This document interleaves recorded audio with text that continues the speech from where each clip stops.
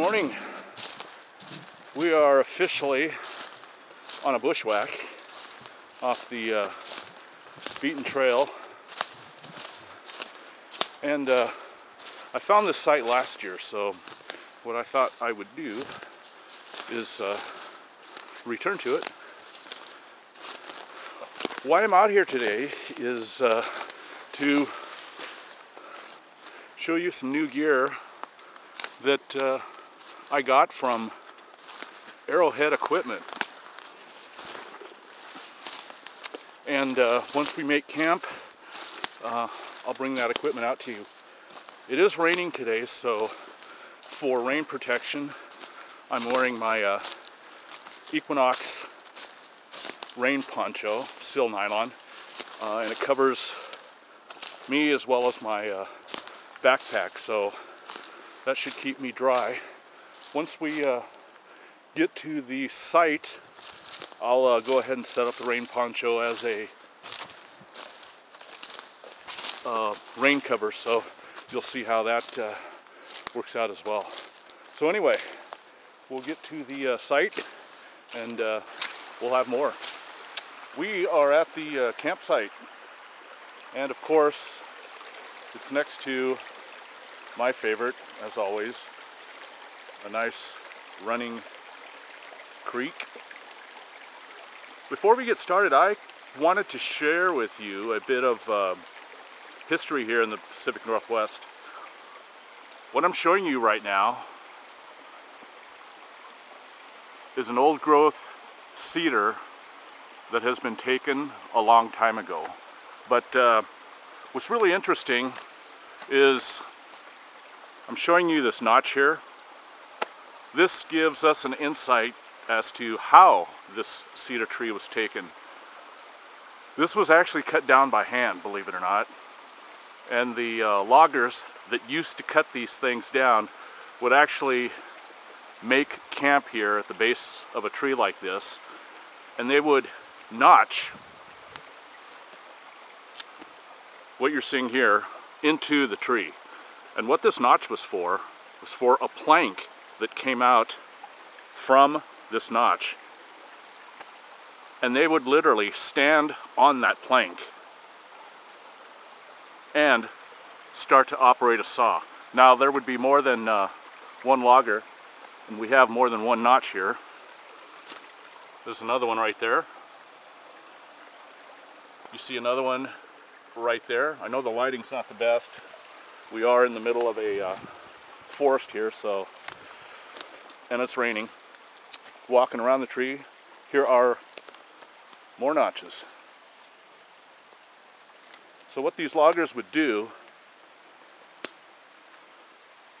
they would climb up on those planks, and that would give them a platform to start sawing, yes, with a handsaw, a large handsaw, this tree. And sometimes it would take days. And that's how they would take these old growth cedar trees. And this is a part of Northwest history. Camp has been made, and I thought I'd show you what we have set up here. Camp is at the base of that cedar tree stump. I thought it'd be a great place. And of course, next to the creek. What I have set up is my Equinox sil nylon poncho as a tarp, and what I used is a ridgeline. I brought out my hammock today for another gear demonstration, so I used the tree straps, wrapped them around each of these trees here, ran a ridge line, and put the poncho tarp off to both sides. This is a little bit different configuration than what I normally would have set up. Usually I would just stake down the back side and hold the front side up with my trekking poles, but what I did here was I just simply brought the sides over the ridge line. I've got one trekking pole. And then I've got all 4 corners staked out with the trekking pole in the front middle here. One thing I wanted to show you too about my stakeouts. Everything that I do on this poncho tarp, since it is sil nylon, is on shot cord. This is shot cord off of my trekking pole off the end here. And that goes down to some cord and then down to my tent stakes. And what these tent stakes are, just to save on weight, these are chopsticks. So on the forest floor here, this ground is really soft, so these tent stakes, chopstick tent stakes, go in quite easy. And they do hold, as a matter of fact. We'll go off to a corner here. Again, this is a shot cord.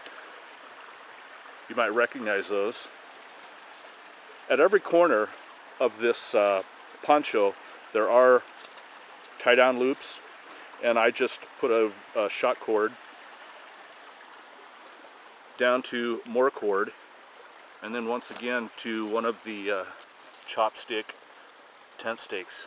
And again, this is on shot cord, so everything that I put out as far as cordage on the corners is on shot cord, just so that I don't pull these loops and tear my sil nylon poncho. We can go around the back side, and I can show you those corners.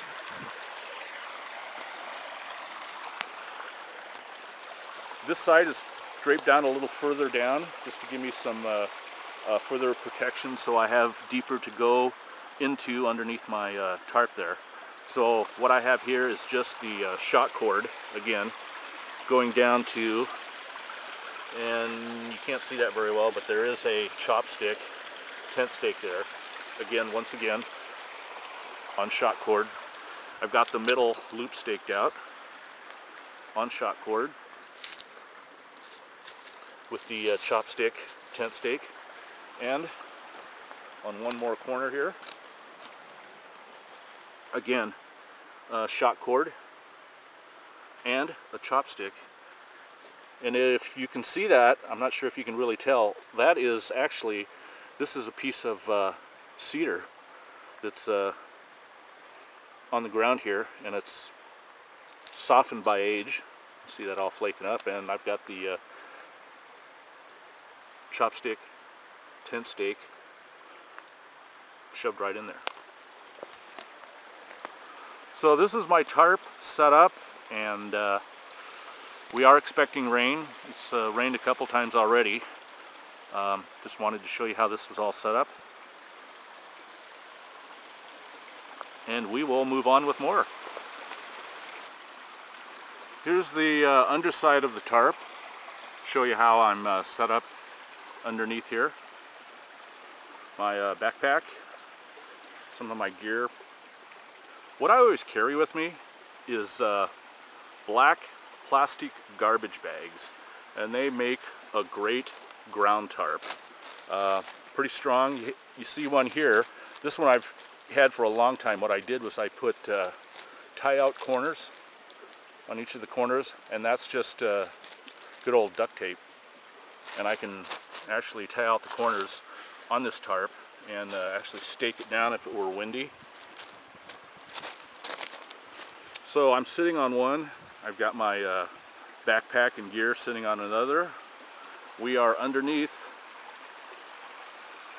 the ridge line and the Equinox sil nylon tarp, or poncho I should say, as a tarp. And we are nice and dry.